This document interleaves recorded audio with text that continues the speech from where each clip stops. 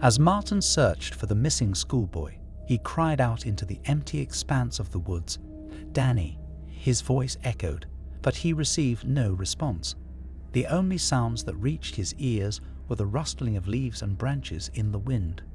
Martin listened carefully, sensing that the woods were trying to convey something to him through the eerie whispering of the breeze.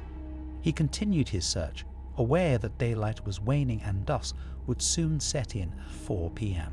Eventually, he stumbled upon a clearing, and there in the center stood the infamous witch's tree of Hindley Warren. This enormous beech tree had a witch's face carved into it, and its twisting branches reached high into the sky, captivating Martin. However, as he gazed up at the tree, he noticed a figure standing perfectly still at the base. An 11-year-old boy in a red coat with unkempt brown hair. It was Danny.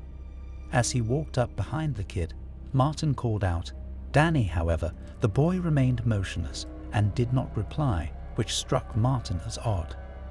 "Danny, your group is worried about you.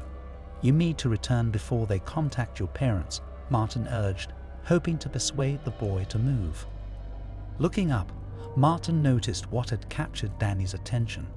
He had located the witch's face on the tree, which had an angry expression as it gazed down at them. Some of the teachers had fabricated stories about a witch being trapped inside the tree, fueling the children's imaginations with tales of its magical powers. As Martin observed the tree for the first time, he wondered how he would have reacted if he had seen it as a child. "But she was calling me," Danny murmured in response. "Who is calling you, Karen, Miss Wilson?" Martin inquired, assuming that Danny was referring to a fellow teacher. "Many people have been calling out for you, Danny," he continued. Danny, who was still facing away from Martin, shook his head and pointed up at the tree. "No, not Miss Wilson," he said. "Her." Following Danny's finger, Martin looked up and saw the witch's face on the tree.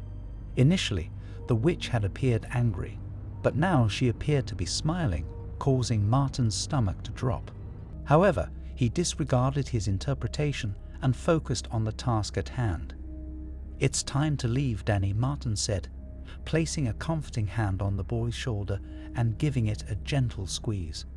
Danny turned around slowly, revealing his freckles, glasses, and unkempt hair. "You're right, it is time to go," Danny replied in an unusually deep and slow voice, making Martin feel uneasy. "But I'm not leaving with you."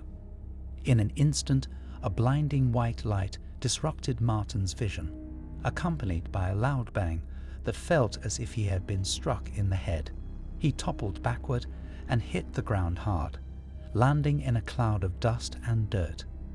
Shaken and disoriented, Martin got to his feet and scanned his surroundings, searching for Danny.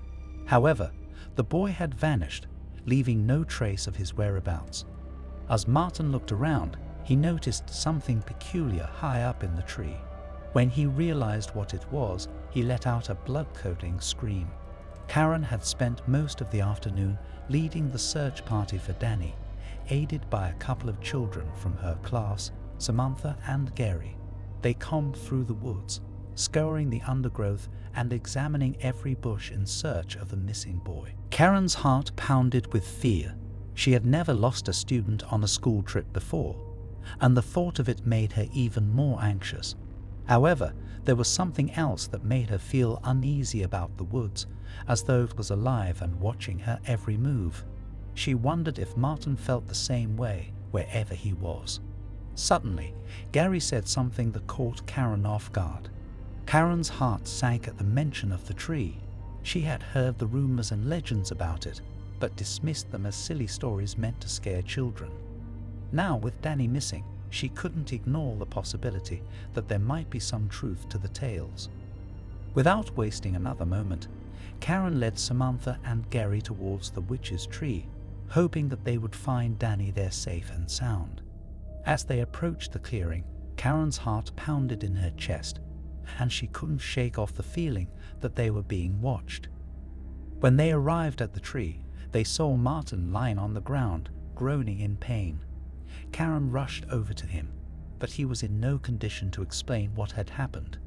Samantha and Gary searched the area around the tree, calling out Danny's name, but there was no response.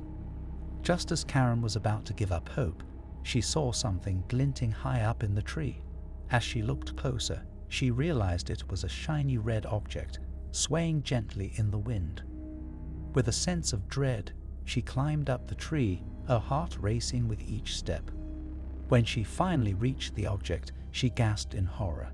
It was Danny's red coat, torn and shredded, hanging from a branch. There was no sign of the boy anywhere. Karen felt a wave of nausea wash over her as she realized that they might never find Danny, and that something unspeakable might have happened to him in the woods. Martin scrambled to his feet, horrified by the new face on the tree and the voice inside his head. He stumbled backward, struggling to keep his balance in the growing darkness of the woods. His heart was pounding so hard he could feel it in his throat. He tried to calm himself down and think rationally. Was he hallucinating? Was it some kind of prank? But deep down, he knew it was something far more sinister. "Who are you?" he asked, his voice shaking. There was no answer, only silence. Martin stood there for a few more moments, but the voice didn't return. He knew he had to find Danny and get out of there as soon as possible. He turned to run back to the search party, but something caught his eye. A movement in the trees. He froze, staring at the spot where he had seen it. Suddenly, a hand shot out from behind the tree and grabbed his arm. Martin yelped in terror, trying to pull away, but the grip was too strong. As he turned to face his attacker, he saw the woman from his vision. She was old and haggard, with wild, tangled hair and sunken eyes. She was dressed in rags and her skin was grey and leathery. Martin tried to scream, but no sound would come out. The woman leaned in close to him, her breath hot and foul on his face. "You won't get him," she hissed again. "None of you will. He's mine now." With a sudden burst of strength, Martin wrenched his arm free and stumbled backward, running as fast as he could through the trees. He didn't stop until he reached the safety of the search party. Martin turned slowly, feeling a sense of dread wash over him. He couldn't believe what he was seeing. The two faces were still there, high up on the tree. One was Danny's face, and the other was the witch's. But there was a change. The witch's eyes were glowing red, and Martin felt himself freeze in terror. Suddenly, he heard a rustling sound in the leaves above him. Martin looked up and saw a branch moving, as though it had come to life and transformed into a long dangling arm. He tried to run, but before he could get away, the branch snaked around him and lifted him off the ground. Martin screamed, trying to break free, but it was no use. The branch was too strong. Karen's heart raced as she charged in the direction of the tree, dodging branches big and small that grazed her as she bolted towards the clearing where the huge beech tree they called the witch's tree stood. As she emerged into the clearing, she saw someone she recognized standing by the tree. Relief flooded over her as she ran towards him and embraced him tightly. It was Danny. He looked pale and shaken, but otherwise unharmed. Karen felt tears of relief streaming down her face as she held him. "Danny, are you okay?" "What happened?" she asked, trying to steady her voice. Danny shook his head. "I don't know. I was looking for the treasure, and then I heard a voice. It sounded like someone was calling me from the tree. I went closer to investigate, and then everything went dark." Karen hugged him tighter. "It's okay. We'll get you out of here." As they walked back towards the rest of the group, Karen couldn't shake the feeling that something was still watching them from the woods. She made a mental note to never take another school trip to these woods again. As Karen embraced Danny, her phone rang. It was Patricia, the head of year, who would stay behind to call the police. "Pat, I found Danny. He's okay," Karen exclaimed. Relieved, Patricia responded, "Thank God. He's not hurt, is he?"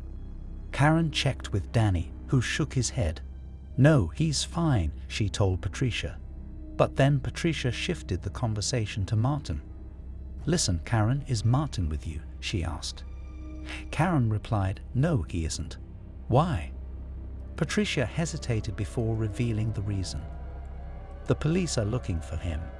They found concerning images on his laptop, including some pictures of Danny. They really want to speak to him." "Do you know where he is?" Karen's stomach churned at the thought. "I don't know," she said. "Does Danny know where Martin is? Was he maybe with Martin while he was missing?" Patricia inquired. "I'll ask him," Karen said, feeling protective as she pulled Danny closer to her. "We're on our way back to the lodge now. I'll talk to him on the way. See you in a bit." After hanging up, Karen knelt down to Danny's level and asked him if he had seen Martin. Danny looked briefly at something up in the tree before responding, "No, I haven't seen him at all. I don't know where he is. I just got lost." Karen smiled at him and said, "Okay, not to worry. Let's get back to the lodge. You've worried a lot of people." Karen took hold of Danny's hand and guided him away from the witch's tree. As they moved, Danny turned to look back at the tree, where he saw the face of the witch staring at him, smiling now. Beside the witch's face was another face, Martin's face, etched into the wood of the tree. His mouth was gaping open as if he was screaming. Suddenly, Danny heard the voice of the witch in his head once more. "It's okay, Danny. He won't hurt you. You're safe now."